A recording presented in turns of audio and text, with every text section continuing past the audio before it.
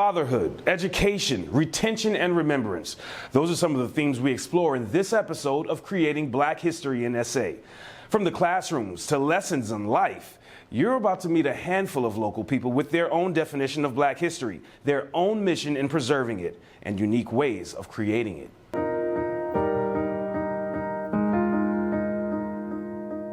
In 2010, President Barack Obama made a call to action, encouraging men to take on a present and active role as fathers. Well, that sparked initiatives across the country. That prompted the San Antonio chapter of the Omega Psi Phi fraternity to begin creating their own Black history in San Antonio. And they do that by leading by example. KSAT's Priscilla Caraman introduces us to some of the men shaping fatherhood through their fraternity's brotherhood. What does that mean, fatherhood? The mission for these fathers goes beyond their own children. Through breakout sessions, events, and community service, they are engaging and educating other men on the 4 principles of fatherhood. Faith, family, fellowship, and friendship.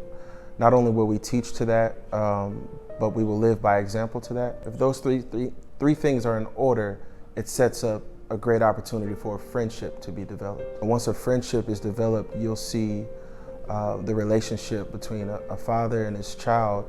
The sky's the limit. As the father of 3 daughters, James Roundtree, or Tree, knows the foundation of a family is a father. I've been truly blessed to have a 2-parent family.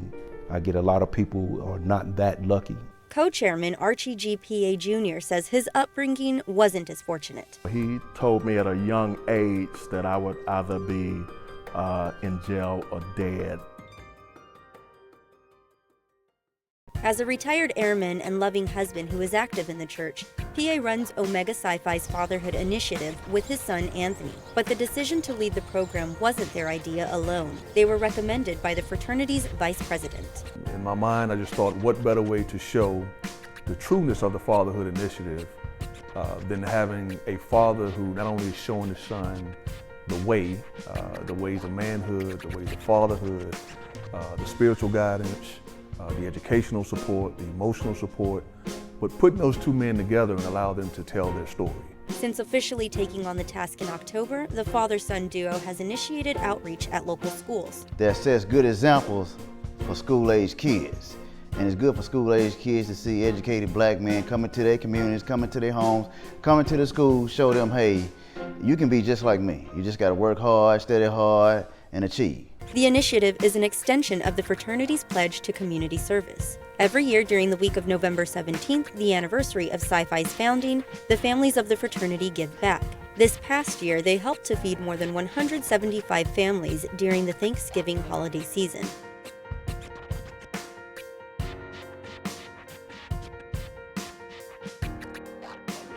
When you talk about percentages of absentee dads, then the higher percentage are the African Americans, so we would like to focus on that. But whatever dads come in that needs guidance or assistance or mentoring, the committee is here to do that. Priscilla Caraman, KSAT 12 News. Every February, students can expect names like Martin Luther King, Rosa Parks, or Harriet Tubman in their curriculum. But lessons on Black history don't need to stop in the classroom. The local chapter of Alpha Kappa Alpha Sorority Incorporated has been putting kids' knowledge to the test outside of school in a unique way for more than 30 years. And each year, the curriculum has expanded and the quizzes get more intense. KSAT's Japhanie Gray shows us how kids from local schools, churches, and organizations are being challenged with knowing the African American accomplishments of the past and present. The best teams start studying in the fall. 8th grader Nelania Wilson had been preparing for the Mahogany Brain Challenge since November, an event she has looked forward to every year since she first competed in the 3rd grade. After seeing everybody in the first year and like how they did in the final round, how it was like head to head, I was like, I want to do this again. Like I want to be up there on that stage, being able to win. This year, 8 teams of elementary and middle school age kids memorized over 700 facts about Black history, all to be put to a different type of test. Like, in school, they only teach you about like, you know, the main people, Martin Luther King, Harriet Tubman, Rosa Parks, and there's like so many people that I didn't know that the traffic sign was made by a black person. Students are quizzed in a Jeopardy-style game that covers everything from black athletes and political figures to religious leaders. Also, current local leaders they can look up to, like Commissioner Tommy Calvert Jr., Councilman Art Hall, and former San Antonio Mayor Ivy Taylor. They need to know in their environment where they are born and raised and going to school that they have those people that they can also look at and maybe someday aspire to be. Donna Millhouse is the president of Alpha Tau Omega, the sorority putting on the event. Since the Trivia Challenge first started 31 years ago, it has evolved thanks to new technology, community funding, and a growing interest in making sure Black history shapes the youth and keeps writing itself. The main thing we want them to come away with is that you need to know your history in order to move forward. It's a lesson the students take just as seriously as they take the game. We have teams that come back annually because they want to get a rematch. It's just a really fun experience for me, and just to see everybody come together, because at the end of the day, win or lose, we always have fun doing it.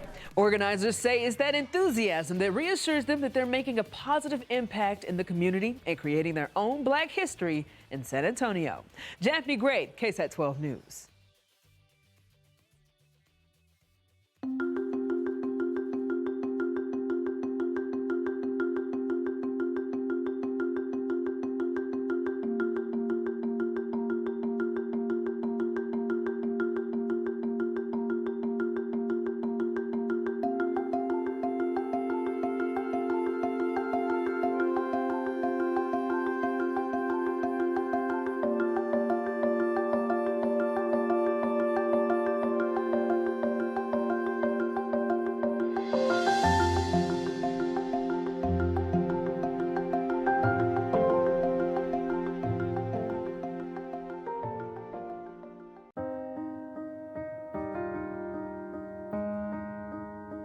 Creating Black history in San Antonio is all about showcasing people here in the Alamo City that are doing great things in the community. For San Antonio Independent School District, that's Miss Jackie Washington, a charismatic bus driver who's making it her personal mission to get the students who ride her bus excited about reading.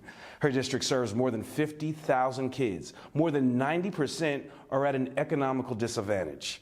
Jackie has slowly become a face and voice for SAISD's Rolling Readers program, where kids have access to technology on the go. Stephanie Cerner has her story. Yes, I know. I heard it when I was 10 years old. Stories go a long way on this bus. They like to listen to the audio books or play a little game that's on there. We have the district-friendly Wi-Fi. Jackie Washington has been a driver with SAISD for 27 years, and her bus is one of 7 buses in the district's Rolling Readers program, which came about through a partnership between SAISD and Bibliotech.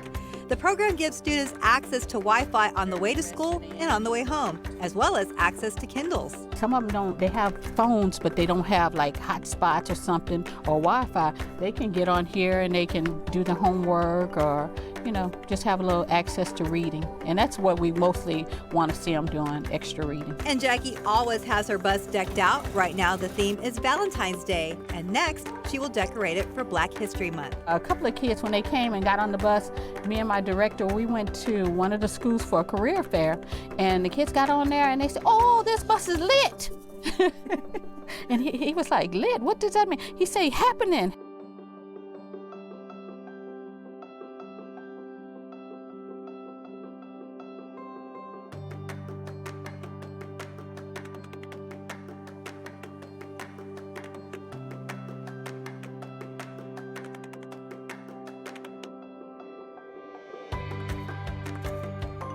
It's not just building the reading skills and the foundational skills at school, but they now get to apply that while they're on their way to school or on their way back home to their parents, and they get to do it in a fun way.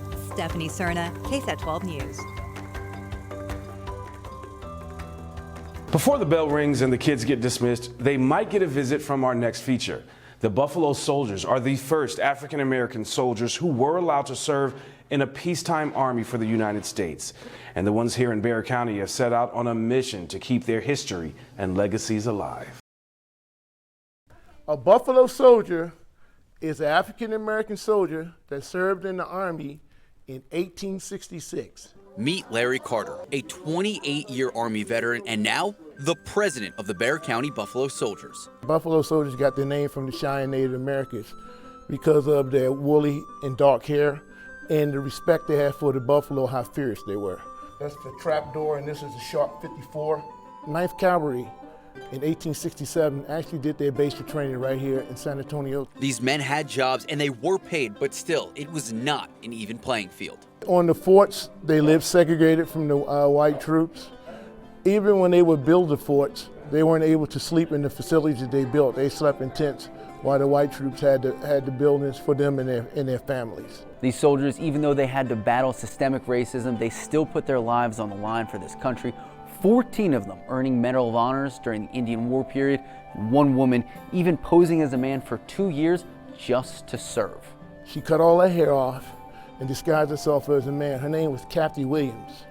And what she did was reverse the name and enlisted as William Capty. She served from 1866 to 1868.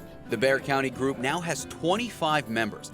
They go up and down, but Carter says they don't plan to stop teaching anytime soon. We want to let them know that the Buffalo Soldiers were a very important part of our history in building America.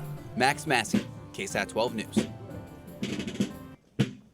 There you have it. Whether it be technology, family connection, or simply passing on knowledge, you've seen another handful of people pushing for change, big or small. If you know someone who is making a difference in the black community, we want to hear from you. Head over to our website, ksat.com, to tell us about them. Devin Clark, KSAT 12 News.